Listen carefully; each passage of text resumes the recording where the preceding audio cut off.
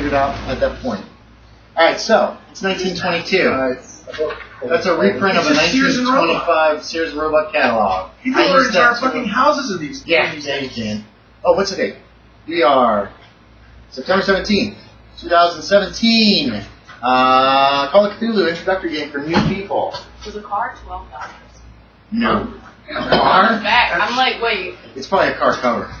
Oh, yeah, it is. Okay. So, let's see. Let's start with the character descriptions and names and stuff. It's just a reprint. So it's not like actually from 1925 and there are a lot of pages that they didn't reprint. But it's very useful in a game like this. Yeah. And I try to get stuff like that. I've got a bunch of old atlases too. Okay.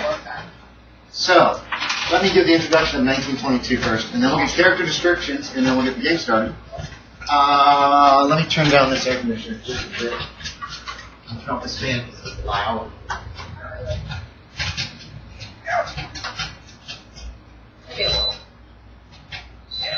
think that'll still keep it cooler, but it's a lot less obnoxious. So 1922, it's been a little less than 4 years since the Great War.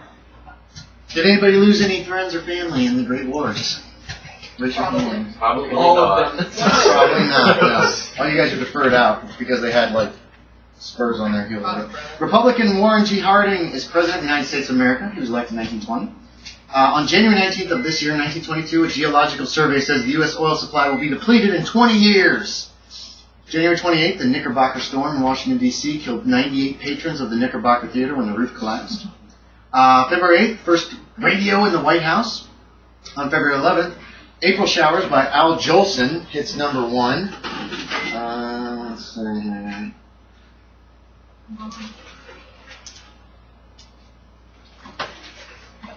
here. Here it is. This is public domain music, actually, so you can get away with it. Yeah. On February 21st, the airship Rome exploded. Turn down this a little bit. This is the kind of music that you're listening to here in the 1920s. Airship Rome explodes at Hampton Roads, Virginia. 34 die. Britain declares Egypt a sovereign state that same day. On February 27th, the challenge to the 19th Amendment allowing women the right to vote is rebuffed by the Supreme Court unanimously. U.S. Commerce Secretary Herbert Hoover convenes the first national radio conference. On March 4th, the movie Nosferatu is released in Germany. There you go. March 20th, USS Langley is commissioned as the first United States Navy aircraft carrier. On March 23rd, the first airplane lands at Washington, D.C. April 3rd, Joseph Stalin is appointed General Secretary of the Russian Communist Party by Vladimir Lenin. That's important to you. Yeah. April 13th, the state of Massachusetts opens all public offices to women. April 16th, the German-Russian treaty is signed in Italy. The Soviet Union has just been recognized. May 5th, construction began on Yankee Stadium in the Bronx, in New York.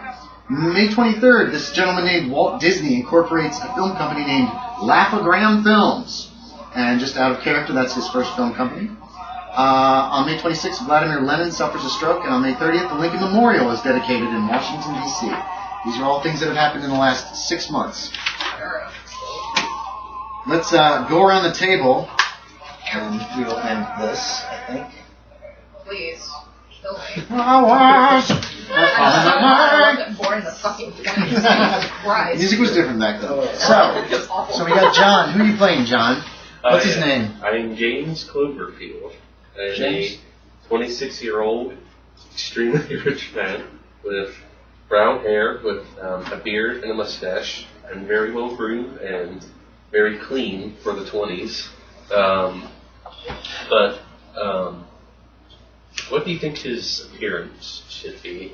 Like, I don't think I ever got around to describing why his appearance is very terrible. 25 is his appearance. Maybe he just has a goofy-looking face. He doesn't have to have a physical. He doesn't have to have physical scars or anything. He just be not very attractive guy. I guess so. Just a slag jaw motherfucker. Very clean. So there you go. Not very attractive. Right. He's got a nice pony. His beard's groomed nice and everything, but when you really start to study his face, you're just like... Maybe he has a cleft lip or something. Oh, God. Probably not. No. Well, you could. You want it?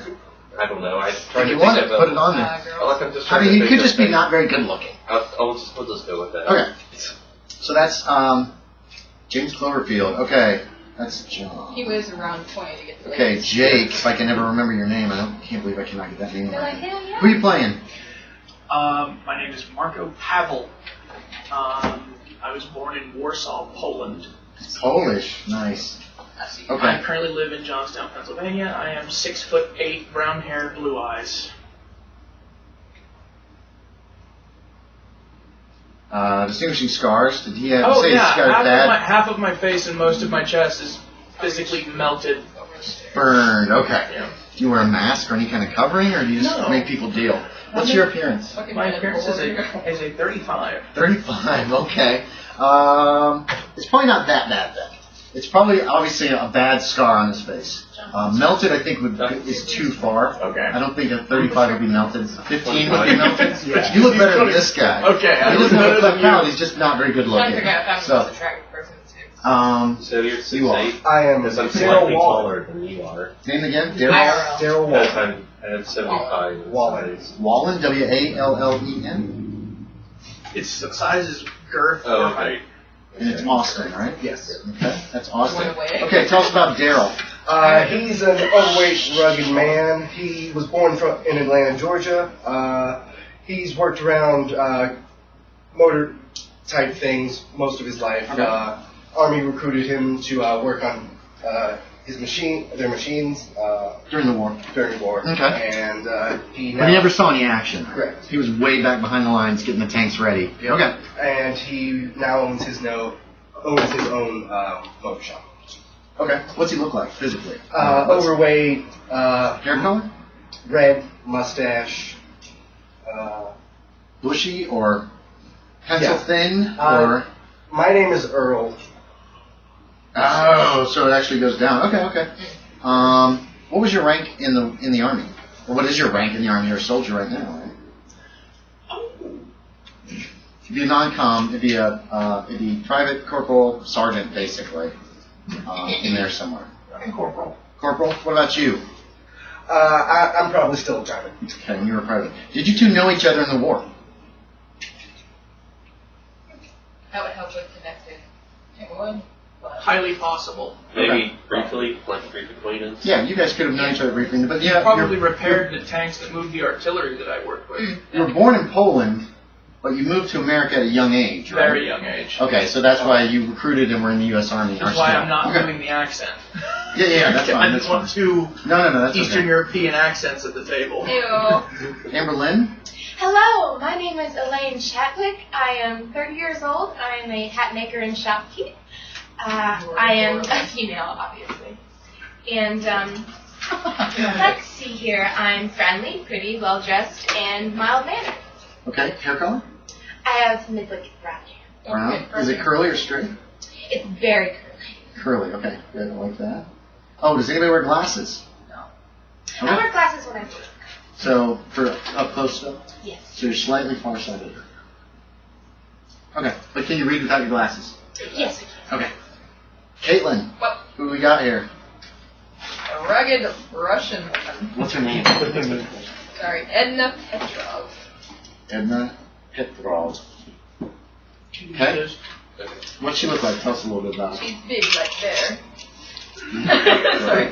No, Blonde, blue-eyed, fair skin, muscular, very fair skin. What color hair?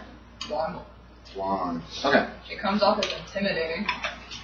Okay. Your main trait. Did everybody put a star next to one of your So, personal scripts? One of these guys on this side, not your trait necessarily. Okay. Because that's something that you can use to get back sanity later. Okay. So we have to figure out how this group of people on June 5th, 1922, on Monday, ends up in the law offices of Malone and O'Driscoll. So Where's this at? this is in Bristol, Connecticut. So Connecticut. middle to O'Driscoll? northern Bristol. Bristol. Bristol, Connecticut. I mean the- who here lives in the name. town? The Yes. name. That's the law. Oh, Malone and O'Driscoll. Loners. Mm-hmm. Who here lives in Bristol? Who wants to be local? Sure. Yeah. Okay, this side of the table. Okay. I'm from Johnstown, Pennsylvania, so I'm visiting him. Okay, so you're visiting. I Okay. might be on business. Business or pleasure? Possibly both. Possibly both, okay. The business is you had to buy golf balls or something. The pleasure is everything else in life. I'm going to enjoy everything. Okay, So your radiation for Connecticut singing CT? CT. Mm-hmm. I believe. Pretty certain. So you, let's see. You own your own little shop. Is that what you decided? Yes. You're the owner and operator. Okay, good. So you can take any time off that you want. Nurse Petrov, you want to be between assignments? Fair. Okay. I'm gonna be here. I'm trying to figure out. This is a very diverse group as usual. You know O'Driscoll. He's one of the many lawyers that works for your company. He made mention that he was trying to get some people together to investigate a missing person, and you were like, ooh. Okay? Yeah, okay. We're going to use that for you. Keep in mind, each of your characters should have some kind of a reason for wanting to continue to investigate. Driscoll, such a nice man. He's ordered a few things from our shop. There you go. Also, this lovely gentleman has ordered a baseball cap. Did you want a Specially bicycle? made because of his rather large cranium. Yeah. Did you want a bicycle? Yes, please. Do you repair bicycles too? Okay, so that's another way you know him. Oh. Bristol's a pretty good sized city, but that doesn't mean you guys don't know each other. He fixes your motor. He fixes your bicycle. Wonderful. Nurse Petrov, you could know her as well. You're visiting from out of town. You need more money. This is gonna. You understand this is gonna pay. And the guy's just looking for some people who can travel for a short Yes, job. that was Is what was in the newspaper. that was an incident. So the local newspaper was an ad for that they were hiring people that a lawyer needs to hire some people to investigate a house in Massachusetts for him. And that's all it said, but it was promising $100 plus expenses, which is a good amount of money. I could do it so much better. You could. So you were answering the ad. You were bored. You could answer the ad if you want. Fair. And you were with him. Yeah. And $100 for. That is money I could send back home. Yes, and not to mention that's a good amount of money for maybe a few days. You don't know. That's one thing about Call of Cthulhu. You should have a reason why your character wants to investigate the weird, because in most cases, most scenarios, a character could just be like, "I'm out. Fuck this. I'm going home." And I'll be like, "Okay, you walk home. You can sit there in your chair the rest of the game session and watch everybody else play if your character leaves." So you should have a character reason for being like, "This is really creepy weird. Let's head towards it." As opposed to, "Let's be smart and go the other way." So just keep that in mind in the back of your head somewhere. All right. You meet with Mr. Thomas O'Driscoll. He is a pretty good-looking man, dark hair. Go ahead and pass that around. He's one of the firm's senior partners, tall, well-dressed, middle-aged, neatly combed black hair, and a handsome face. And he is pleasantly surprised with the amount of people he is willing to pay each of you the $100 plus expenses, if there are any. He warns you that he wants you to check out a house. Any damages to the house, he will bring the full weight of the law against if there's any damages to the house. Malicious damage, not just you broke something by accident. He doesn't care about that. He says, the reason for the meeting, was a gentleman named Reginald Clark, a wealthy recluse. He disappeared in 1914. It's been 7 years. My father, Edward, was his lawyer and appointed trustee of his estate after his disappearance, and my father has since passed away just earlier this year. I've taken over his cases and clients, and after reviewing the Clark file, decided the best course of action was to establish if Clark had any other next of kin, and declaring him legally dead now, since he has been missing for the last 7 years. So far, I have not been able to identify any heirs. He was a widower, no surviving children. I'm not aware of the existence of a will either. I had begun inventorying his assets with the help of Mr. Cloverfield, his family here. That's one of the reasons you're there. Some of his assets were stuff that you guys have dealt with, so he needed that information. With Mr. Cloverfield here, that includes bank accounts, extensive portfolio of stocks and bonds, large property, and a large property up in Sandisfield, Massachusetts. So I want to discuss some of the outstanding issues that need to be resolved before I can have Mr. Clark declared legally dead. I must show that he cannot be located by inquiry or diligent search. So I need you to go to Sandisfield talk to the police, make an inquiry about the possibility that he's still alive, see if they know anything. Then I also need an inventory and valuation of the Clark house, its contents, surrounding property. I need that conducted. I understand that Miss Chadwick? Yes. Miss Chadwick owns her own business, so she obviously knows something about numbers and accounting and the like, so she could be helpful in that. Do you own your own shop? Okay, and same with Mr. Wallen. And finally, though, we have no record of Mr. Clark drafting a will. If there's one in the house or on the property, if you can find it, that would be great. If you can't, that's understandable. So I want you to make the drive to Sandisfield this morning to begin the search for him and inventory of his house. While you're there, if you can learn anything you can about Clark's disappearance, or if there's a will on the property, that would be great. He was a very private man. Little was known about him prior to his arrival in Boston in 1889. Supposedly made a fortune in the Far East. And was a gentleman of leisure. He married in 1891. That was Alice Gardiner, a young widow, one Jeremiah Gardiner, a respected merchant captain from Boston. They moved to Sandisfield County that same year. He built this country house up in Sandisfield. In 1891, his wife died of childbirth with their first child, Jeremiah, their only child, actually. And after the death of his wife, he retreated from society, and little was heard from him until tragedy struck again in 1902 when Jeremiah died after swallowing a lie. From this point on, Clark became a recluse, was rarely seen away from his home. I don't know the specifics regarding his disappearance. It's not in the file. He puts a file down on his desk. I'll free to look at it. He was first reported missing on 9 August 1914 by a local constable. Search of the house revealed no signs of foul play. Nothing was missing. The police canvassed the area for witnesses, and a number of searches were conducted, but to no avail. There was some talk that he might have run off with a local girl.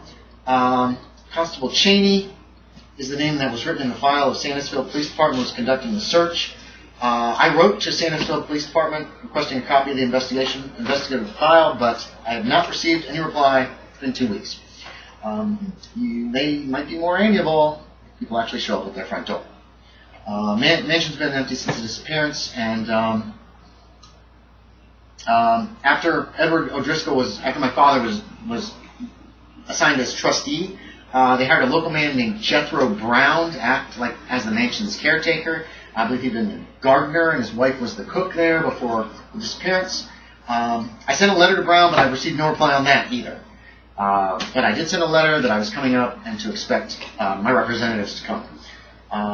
His address is Bramble Cottage, West Street, Sandisfield, Massachusetts.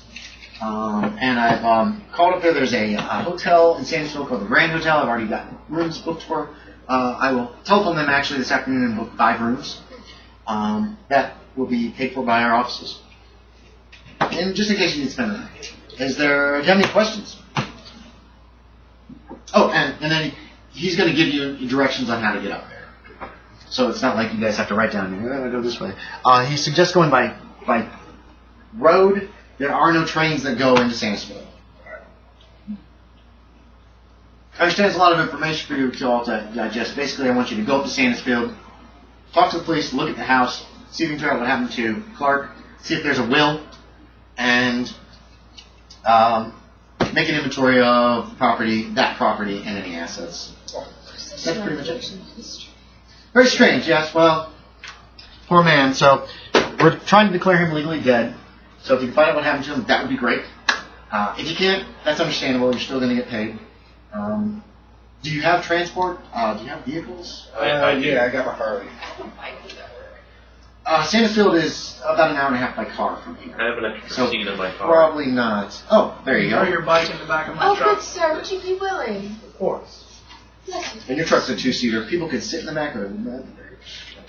Okay, so that's it. And remember, you guys have just met him for the first time, the two of you, and you were separate from everybody too, weren't you? So you don't know her either. So keep that in mind. So if you guys want to do a role playing of acquainting yourself. He's like really rich. Do we know about him from the paper? I'm probably wearing like a very nice suit. No, you've never heard You've never heard of his family. I know you're. They're super rich, but they're not as famous as Okay.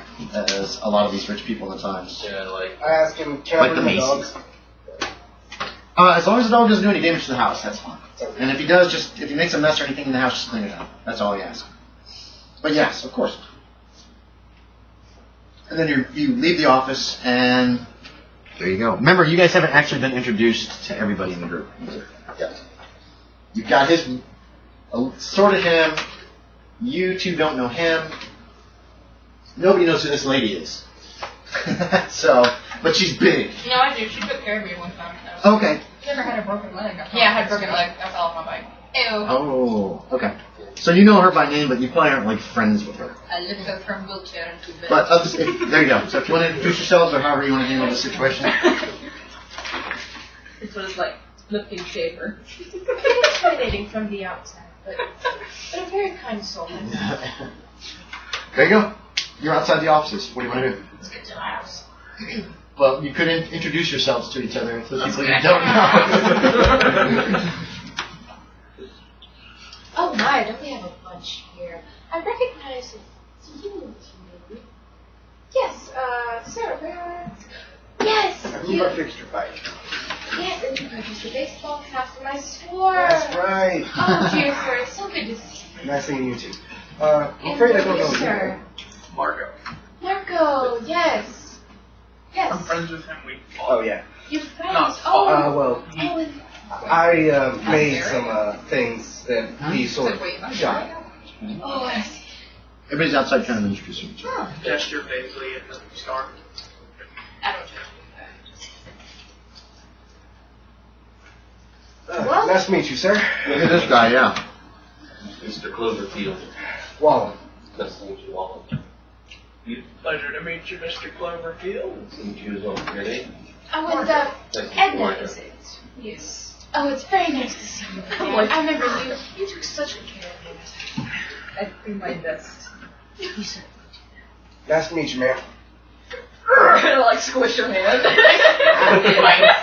On purpose? No, that's just how it It's not shakes. firm Very handshake. firm. Okay. Sorry, I tried to She has a very thick accent. Compared, hers is bigger than mine, Yeah, actually. she has a very How tall thick are you? accent. Oh, good question. I am size 45. Yep. Height. Feet. I don't know. That's up to you. You could be short and solid if you want, or you could be super tall if you want to be a big, intimidating, tall woman. If I have They don't have actual numbers I have connected a to height. 75 strength and a 75 size. I think I'm going to be big and muscular. Okay, you're gonna be like 6 foot tall. Sure. Yeah. Okay, jot it down under your Sorry. physical appearance. If I hurt Jot your 6 hand. foot tall. I was trying to give you the real impression of me, like, Should I do that as well? And then Yeah, around just every- pick My height. roommate and Other- other people on my floor, So, they're actually that big, 75 so... is so I should Slim. I'm sitting here like I'm trying my best, but I How can't tall do do you it. think I could be? Like 6 feet at least? Yeah, you can be 6 I have feet. a tight grip, little hands. Just got these I'll put 6'2". 6'2"? Okay. This guy's taller than you, Caitlin, but he's not nearly got the build. He's more of a slim. He's more of a slim. Wearing the suit he's wearing is immaculate. It's a beautiful suit. Does anybody Yeah, you're more smoke? attractive Do any of your characters smoke cigarettes or cigars or pipes?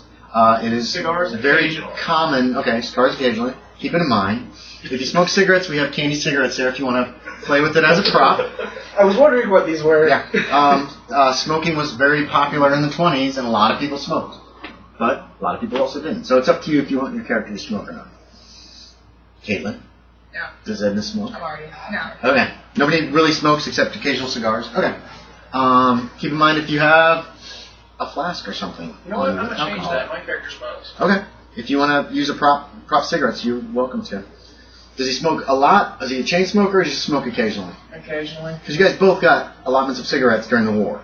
That's part of your. Yep. That's part of stuff that you did every week. I picked it up, and I was like, man, this stuff tastes bad. Mm-hmm. Yep. Okay, so you're on your way. You head up the roads, which are awful. It takes about an hour and a half to get to the area that you think is the correct. Oh, wait, who's where? You offered a ride to. You're with him. Oh, he's got this lovely. You got the top down. Let's check the weather. You chose right. Here we go. Woof. It's raining pretty hard. Oh. That says tornado, but it's just gonna be. It's raining really good. No. It's just raining. It's just coming down real hard. Immediately fun. It's not a thunderstorm or anything, but it's just rain. It's like one of those really heavy rainstorms that actually starts as you guys start driving up the road. You're on a motorcycle, right? I am on a motorcycle. You're wearing leathers, though? Yeah, leathers. Okay. You probably got all leather. Probably have something over Yes. my dog in the sidecar. Yep. Male or female dog?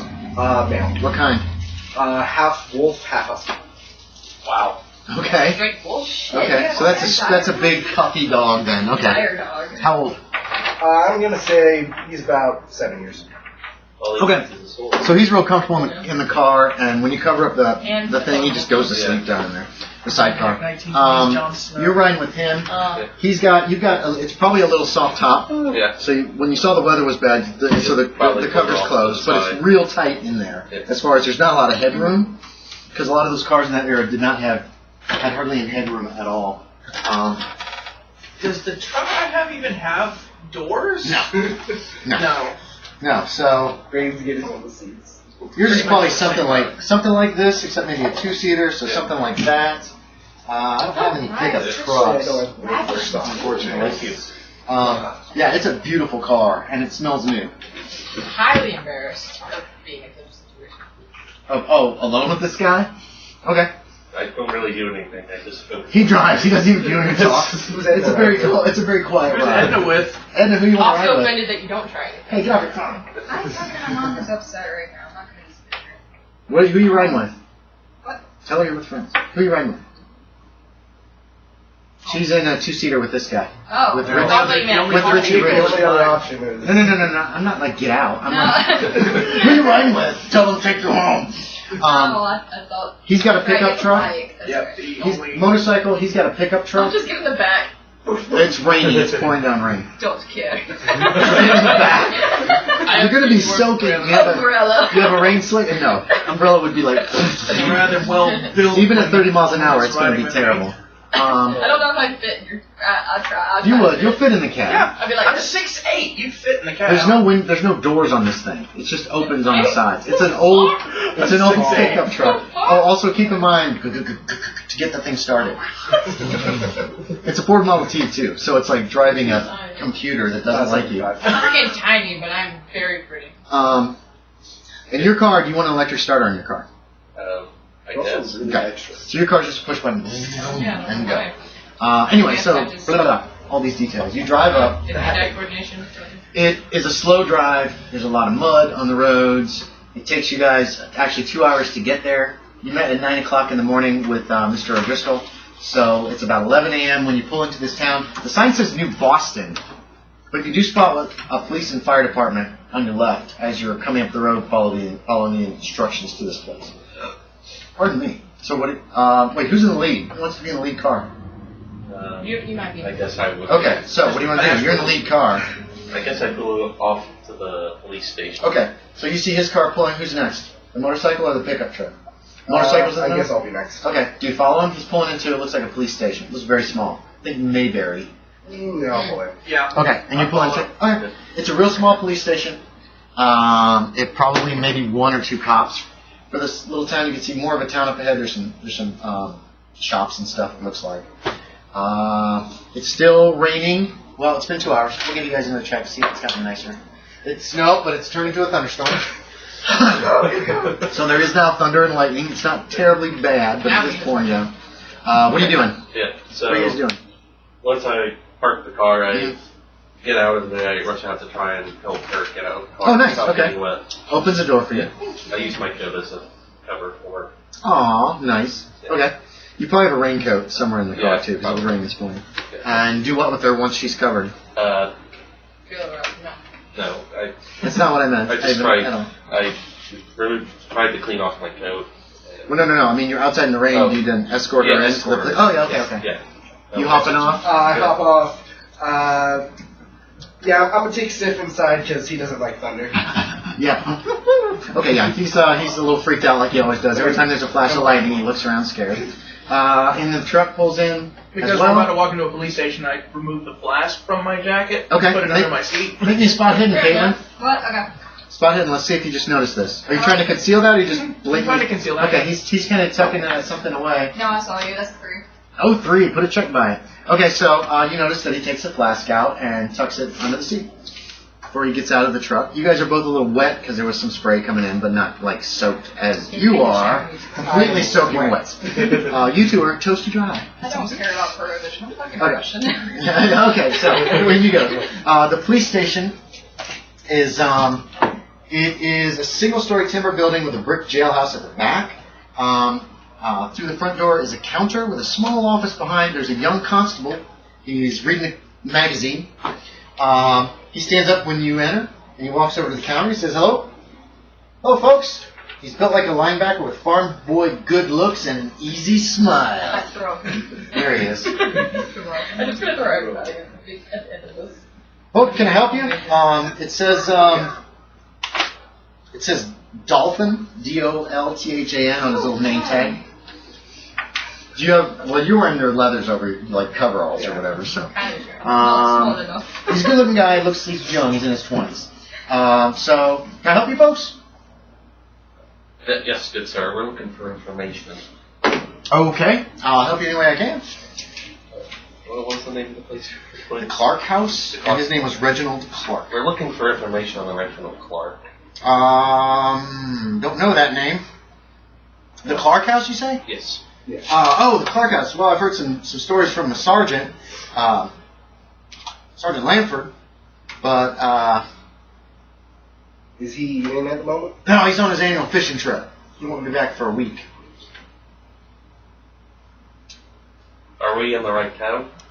This is New Boston in Sandisfield. How far is that from the Clark? How far are we from the Clark House? Oh, man. I think Clark House is on the other side of Sandisfield proper. You see, Sandisfield actually is this whole area, and there's a bunch of little towns that make Sandisfield proper. But if you go up to the next road and take a left, that road will take you all the way up to Sandisfield. It's probably got the second little town on the way up there. It's not really a town, it's just a conglomeration of houses up there. New Boston's kind of like, I guess it's where business takes place. Grand Hotel's here, and the church is here, and we have a couple shops downtown too. I heard there was a police report about the invitation into the Clark House. Do you know where we'd be able to find that? Well, it'd be here. This is the only police department in Sandisfield. Do you have the records here then? Yes, sir, we do. Can we look at it? Yeah. Well, what are your folks interested in the Clark House? We're looking into his assets. We were sent by an attorney. An attorney from where? Bristol, Connecticut. Bristol, Connecticut. That's your hometown. You're not gonna. It's where you live. You're not gonna prove it. I was trying to remember. Sure. I will. Yeah, I can help you out. We can. Yeah. Hold on. Let me. He goes back. There's a single filing cabinet. He starts looking through it. Okay. And he finally comes back with his thin file. This is the gist of what's in the file. One thing about Call of Cthulhu is handouts. There's lots of handouts. Who wants to read that aloud? How about that? Let's go that route. And all of us On the evening of August 8, I'm ready to. 1914, Madeline Warner, a scullery maid, failed to return home after work. When her family reported her missing, the next morning, Constable Cheney visited Clark Hall, where she had recently entered service. He found the house empty, with no sign of Madeline Warner or Reginald Clark. He conducted a search of the mansion, but found no evidence of a disturbance or any wrongdoing. He also noted that there was no sign of any items being removed. And that Mr. Clark's Ford Model T automobile was still present. A subsequent search of the grounds also revealed nothing. Constable Cheney established that the last person to see either Madeline Warner or Reginald Clark was Judith Brown, the cook. Judith Brown had spoken with Mr. Clark briefly after the dinner and then said goodbye to Madeline.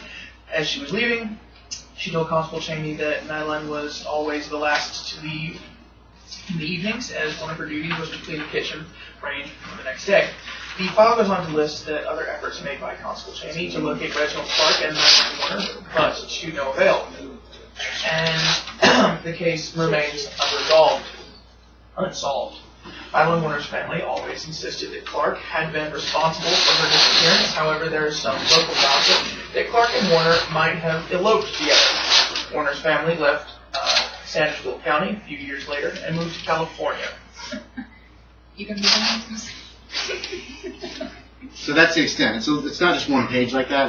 But it's only like 3 or 4 in the file. That's all we got on that, folks. Do you have any copies of this, or is that the only copy you have? That's the only copy of the police reports that we had. Sorry. If you want to write all that information down, you're welcome to. We don't have any kind of like mimeograph machine. 9/11 is conveniently absent. She's in California. That is highly convenient for her. Oh yeah, that's right. I had one of those ones. Oh. Achoo! Where's this? Is the cook still there?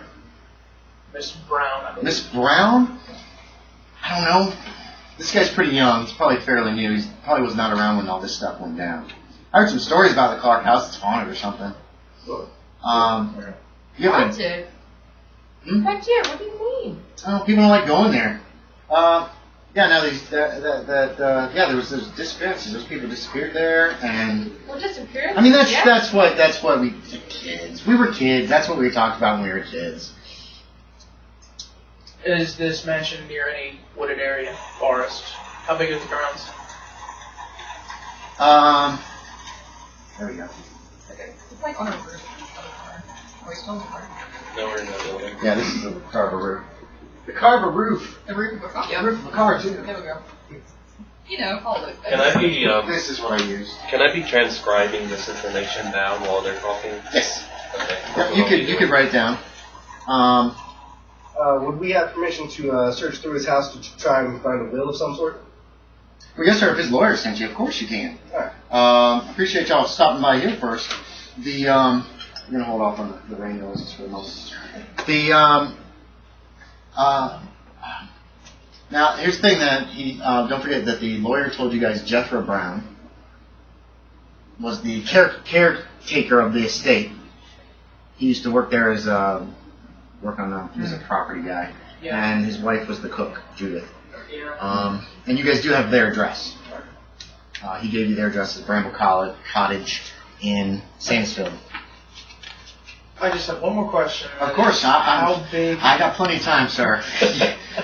It's How pretty quiet big around here. Is Yes, this sir. mansion, and how big are the grounds, and is there a wood area nearby? There's some woods a little ways off. It's a good sized house, couple 2 or 3 stories. It's not like the White House or nothing, but it's a good sized house. It's there's a windmill on the property. I think that runs the cistern. So it's got running water, but it was never hooked up to the electric grid, I don't believe, and I don't think there's lines that go to it. It's a country house, so they're using lanterns and that kind of thing. I was never out there. I just heard stories around school, that kind of stuff. But yeah, you're welcome to go out there if the lawyer sent you, and you guys would have some paperwork that says, And we're you said representatives. Cheney was on his fishing trip. Yes, sir, Sergeant. No. Cheney, Constable Cheney died in France in 1918. Shame. Yes, sir. You guys also were told that the lawyer sent a letter both to Jethro Brown and to the police. That's right. So, Did you ever receive the letter from the attorney that sent us? he kind of looks sheepishly over at the other desk, not the one he was sitting at, and there's like a pile of like mail. He says, Sergeant Lamford isn't much for correspondence, so sorry about that. I understand. I'm not one for paperwork myself. Well then, yeah, I apologize. We don't mean to cause any problems, but I'm just a constable. And I can't say anything bad about my sergeant. He's a good man. But sorry he's not around. He might be able to help you a little bit better. But It's all right. I think he's in. I don't know where he is. Land O'Lakes. I don't remember where he said he's going. It's pretty far. Well, if we're still here within the week, we'll probably talk to him. Yeah. He should be back Sunday. I believe he's coming back Sunday or Monday for a week. He just left yesterday. What day of the week is it? Today's Monday. Like you closed your shop, she closed her shop. I don't work. Whatever. And Caitlin is not really between jobs, but she has quite a bit of freedom because for whatever reason you decided. Doc didn't need me. Doc didn't need me. There you go. Doc didn't. Are you? Where do you work? Is it like a hospital or? Okay. Okay. So, what do you guys want to do? What do you want to do? I think our first step should be to head to that house. Well, which one? We could go to the Brown house and talk to the maiden. I think we don't have enough information to really ask them a lot of questions. You guys don't have any keys to the house. Keep that in mind. We don't. No. So we might. I guess we. The caretaker probably has keys. Yeah. The lawyer O'Driscoll mentioned it, but he didn't actually specify, like, go here first. All right. But your guess is that they would probably have some keys so you can get in. Then I believe we should visit the Brown house. Better than break down the door.